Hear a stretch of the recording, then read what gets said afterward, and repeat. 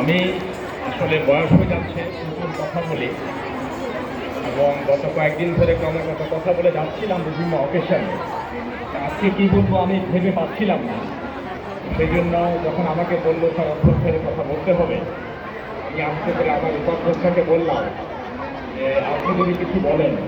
উনি চমৎকারভাবে বললেন, স্যার এত লোক আসবে, তবে আপনার মুখ থেকে কিছু শুনতে চায়। বলে আসতে করে ডিপ্লোম্যাটিকভাবে আমাকে গুছিয়ে দিয়ে চলে গেলেন। Hold out one, hold out to. গতকাল আজ আমাকে বললাম, আজামা কোরিওগ্রাফি ভালো হলে পারফরমেন্স ভালো হবে, চমৎকার পারফরমেন্স হবে। আজামা আমাকে আজকে শুনিয়ে দিল, স্যার আপনি সবসময় নতুন রূপকে আনছিলাম, নতুন বাচ্চাদেরকে নিয়ে প্রোগ্রাম করছি। Hold out number 2। সবাইকে আসলে নববর্ষের শুভেচ্ছা। আমি সারপ্রাইজ, অসম্ভব সুন্দর একটা প্রোগ্রাম দেখলাম। সত্যি কথাই বলছি, আমি যেরকমটা ভেবেছিলাম এটা ছোট আঙ্গিকে ছোট পরিসরে একটা অনুষ্ঠান হবে, আর পুরো অনুষ্ঠান দেখার পর আমার মনে হলো ভাগ্য ভালো আমি কোনো ডিকটেশন দিনে কীভাবে করতে হবে, আমি শুধু বলেছিলাম কী করতে হবে, এবং আমার যে একটা আইডিয়া ছিল তাকে ছাড়িয়ে অনেক অনেক অনেক ভালো একটা প্রোগ্রাম হয়েছে।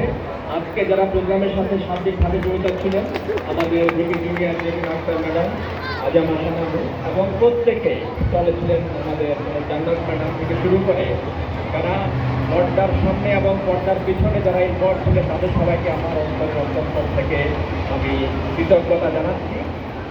আজ আমার একটা কথা দিয়ে শুরু করে, যখন বলেছে যে ইতিবাচক চশমা করে সবাই একটু দেখবেন, এই একটা কথাই পরিবর্তনটা করে দেয়। ইতিবাচক চশমা যদি আমাদের সবার থাকে, আমি যদি নিজেকে পরিবর্তন করি এবং ইতিবাচকভাবে দেখি, আমার কাছে সবই ইতিবাচক মনে হবে। চমৎকার একটা প্রোগ্রাম করেছে আমাদের শিক্ষক মণ্ডলী, এবং আমি সেখানে কনফিউজ হয়ে গিয়েছিলাম শোস্টপার আমি কাকে বলবো, আজিবা ম্যাডাম নাকি মহিদুল স্যার। আমি বুঝতে পারছিলাম না যে আসলে হু ইজ দ্য শোস্টপার। এবার কনফিউজ, মহিদুল স্যারের কোরিওগ্রাফি দেখে মনে হলো যে উনি তো আগেই মনে হয় কাজই করতেন। Round of applause for Ajiba madam, Mohidul sir এবং আমার টিচার। চমৎকার, আমাদের চশমাটা পুরোপুরিভাবে ইতিবাচক। এবং একইভাবে আমাদের শিক্ষক শিক্ষিকাদের পিকনিকের সময় আমি দেখেছি আমাদের টিচার্সরা একটা পারফর্ম করেছেন, চমৎকার পারফর্ম। যখন তারা আমাদের সাথে বাচ্চাদের সাথে একই সুরে দাঁড়িয়ে যান, একই কাতারে দাঁড়িয়ে যান, পারফর্ম করেন, তখন আমাদের অনেক ভালো লাগে। আপনাদের জন্য কমপ্লিট পজিটিভ চশমা আমাদের সবসময় থাকবে, তাদের জন্য একটা বড় হাততালি। আমাদের এই প্রোগ্রামগুলোর চমৎকার যে ব্যাপারটা সেটা হচ্ছে একটা ফিউশন এবং ঐতিহ্যের সাথে আধুনিকতার সংযুক্ত। আমরা ধুতি পরা বাঙালি বাবু দেখলাম, আমি একটু টেনশনে ছিলাম ধুতি না খুলে যায়। আবার তারপরে দেখলাম যে না, ধুতির সাথে পায়জামা আছে দেখে আমি একটু রিল্যাক্স হয়েছি। এরপরে মুখে রুমাল পরা আমি জামাই দেখলাম অনেক দিন পরে। এখন তো আসলে দেখি আমাদের বিভিন্ন বিয়ের অনুষ্ঠানে হলুদে যায়, জামাই বউ তাদের ডাল দিয়ে প্রোগ্রাম শুরু করে। যে আমাদের সেই মুখে রুমাল পরা আসলে এটা আমাদেরকে ফিরিয়ে দেয় আগের দিনে।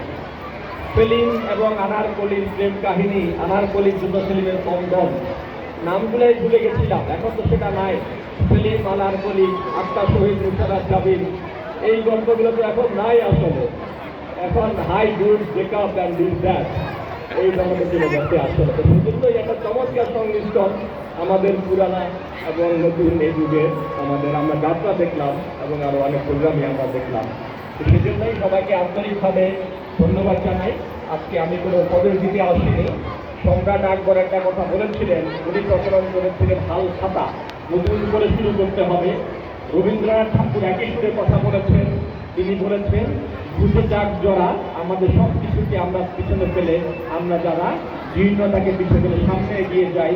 আক্তার শহীদও আজকে একই সুরে বলছে আমাদের গত বছরের স্মৃতি এবং ফাইনাল এক্সামে যতটুকু খারাপ ছিল সব কিছুকে বাদ দিয়ে আমরা হাসি আলিতে নতুন করে শুরু করব।